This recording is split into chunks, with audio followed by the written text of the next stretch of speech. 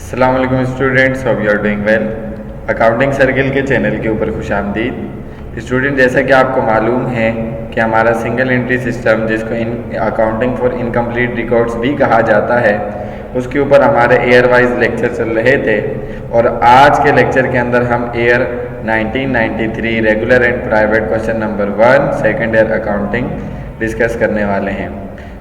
Video पूरी देखने से पहले मेरे चैनल को सब्सक्राइब करें और वीडियो को ज़्यादा से ज़्यादा शेयर करें।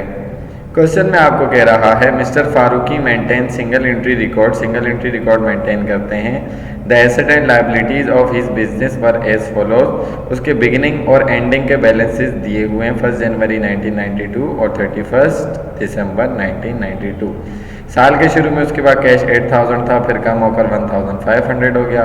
अकाउंट रिसीवेबल 20000 था, फिर 30 हो गया, यानी कि आपने उधार पर इस साल सामान ज़्यादा बेचा है। फर्नीचर बिगिनिंग में नहीं था, एंडिंग में 25 हो गया, इसका मतलब ड्यूरिंग द ईयर आपने परचेज किए। फिक्स एसेट मशीनरी 110 की थी और अब 150 की हो गई, इसका मतलब मज़ीद आपने परचेज की है। अकाउंट पेबल लाइबिलिटी 30 थी, अब 40 हो गई, इसका मतलब आपने उधार पर मज़ीद परचेज की है। बैंक ओवरड्राफ्ट लाइबिलिटी आपके पास बिगिनिंग में नहीं थी और एंडिंग में, इसका मतलब आपने विड्रॉल ज़्यादा की है। एडजस्टमेंट रेट आपको साल के आखिर में कह रहा है कि mister Farooqui made additional investment. Mister Farooqui ने ड्यूरिंग द ईयर 1992 5,000 रुपये की एडिशनल इन्वेस्टमेंट की है अपने बिजनेस को बढ़ाने के लिए। Estimated allowance for bad debts 1250, 1250 रुपये एस्टिमेटेड हैं कि आपको अपने कस्टमर से कलेक्ट नहीं हो पाएंगे, यानी कि अनकलेक्टिबल अकाउंट्स हैं। फिर कह रहे डेप्रिसिएशन ऑन फिक्स एसेट के ऊपर डेप्रिसिएशन होगा, जो कि कितना होगा 10% of the year and balance, ठीक है ना। ईयर एंड बैलेंस के ऊपर जो आपका अकाउंट रिसीवेबल का 30,000 है, उसके ऊपर आपके जो फिक्स एसेट हैं फर्नीचर और मशीनरी, उसके ऊपर जो 10% है वो लगेगा डेप्रिसिएशन के लिए, ठीक है। Accrued interest on bank overdraft, जो बैंक ओवरड्राफ्ट है उसके ऊपर इंटरेस्ट 300 रुपये का अक्रूड है, यानी कि टाइम तो हो गया, एक्सपेंस तो हो गया, लेकिन आपने अब तक उसकी पेमेंट नहीं की है। कंप्यूट अमाउंट ऑफ कैपिटल, आपने बिगिनिंग कैपिटल और एंडिंग कैपिटल मालूम करके दिखाना है। Statement of profit and loss बनाकर दिखानी है for the year ended December 31, 1992, और statement of affair balance sheet as of December 31, 1992 भी बनाकर दिखानी है। तो सबसे पहले हम अपने कैपिटल्स को कंप्यूट कर लेते हैं। तो computation for amount of capital eight start and and, तो आपको तरीका पता है कि इससे पहले भी आप सीख चुके हैं। एसेट में से आप लायबिलिटीज़ माइनस करवाएंगे तो आपके पास कैपिटल आ जाएंगे। तो बिगिनिंग कैपिटल में बिगिनिंग के लिए आप कैश, अकाउंट रिसीवेबल, फर्नीचर नहीं था, मशीनरी को ऐड करवाएंगे। टोटल एसेट 138 के हो गए। अकाउंट पेबल 30,000 का था, आपने माइनस करवाया, तो कैपिटल एट स्टार्ट आपके पास 1,08,000 आ गया। एंड की बात करें तो कैश, अकाउंट रिसीवेबल, फर्नीचर और मशीनरी की अमाउंट्स को ऐड करवाया तो 2,06,500 एंडिंग के टोटल एसेट हो गए। लायबिलिटीज़ में 40,000 अकाउंट पेबल और बैंक ओवरड्राफ्ट 15,000 आपने माइनस करवाया, तो एंडिंग कैपिटल बढ़कर आपका 151,500 हो गया, ठीक है जी। एडजस्टमेंट में सबसे पहले उसने कहा कि 5,000 रुपये की आपकी एडिशनल इन्वेस्टमेंट है, तो आप इसको यहाँ पर लिख देंगे। और अगर आप एंट्री बनाना चाहें तो एंट्री भी बना सकते हैं, यानी कि आपने कैश इन्वेस्ट अगर किया है तो आपका कैपिटल इंक्रीज़ होगा, नहीं तो आप नॉर्मली इसको एडिशनल इन्वेस्टमेंट के नाम से ही शो करवा देते हैं। उसके बाद उसने कहा था 1250 का एस्टिमेटेड बेड डेट्स है। बेड डेट्स आपका एक्सपेंस है और इसकी फिक्स एंट्री होती है। एक्सपेंस बढ़ गया debit, allowance for bad debts credit है 1250 रुपीज़ से, ठीक है जी। उसके बाद उसने कहा था कि आपके जो फिक्स एसेट हैं वो 10% से डिप्रिशिएट होंगे ईयर एंड के बैलेंस के ऊपर। तो आपका जो फर्नीचर है उसका ईयर एंड का बैलेंस कितना था, 25,000। एंट्री फिक्स बनेगी, depreciation expense debit, allowance for depreciation credit, furniture की अमाउंट 25,000 का 10% आपका 2,500 आ गया और ये आपकी एंट्री भी बन गई। दूसरा फिक्स एसेट आपके पास मशीनरी था, उसकी एंट्री भी fix, depreciation expense debit, allowance for depreciation credit, उसकी एंडिंग की अमाउंट थी 1,50,000।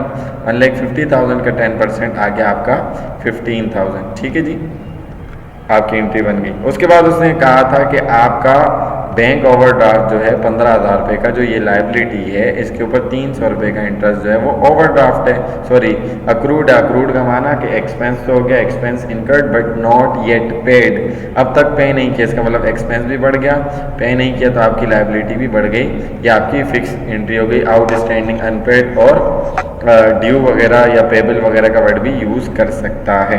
ठीक है जी। तो उसके बाद उसने अपना दूसरा रिक्वायर्ड कहा statement of profit and loss बनाने का।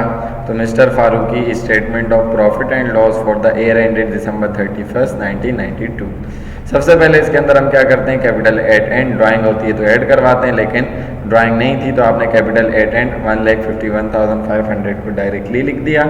उसमें से कैपिटल एट स्टार्ट और एडिशनल इन्वेस्टमेंट माइनस करवाते हैं। Capital eight start 1,08,000, additional investment 5,000 आपने माइनस करवाया तो अनएडजस्टेड या ग्रॉस प्रॉफिट आपके पास कितना आ गया 38,500। इसमें से आप ऑपरेटिंग एक्सपेंसेस माइनस करवाएंगे। पहला एक्सपेंस आपके पास 1,250 से बेड डेट्स एक्सपेंस, दूसरा डेप्रिसिएशन एक्सपेंस फर्नीचर का 2,500, तीसरा डेप्रिसिएशन एक्सपेंस मशीनरी का 15,000 और इंटरेस्ट एक्सपेंस 300 आ गया। इन सब को जब आपने टोटल किया तो ये आपके पास आ गया 19,050 रुपीज़। जब 19,050 रुपीज़ को आप 38,500 से माइनस करवाएंगे, अदर इनकम है नहीं तो आपके पास फाइनली नेट प्रॉफिट आ जाएगा 19,450 रुपीज़ का। ठीक है जी। तो यहाँ पर हमारा statement of profit and loss का काम खत्म हुआ। स्टेटमेंट ऑफ अफेयर यानी कि बैलेंस शीट जिसको कहते हैं वो आपसे मांगी गई। Mister Farooqui statement of affair as on December 31, 1992 assets is equal to liabilities and equities.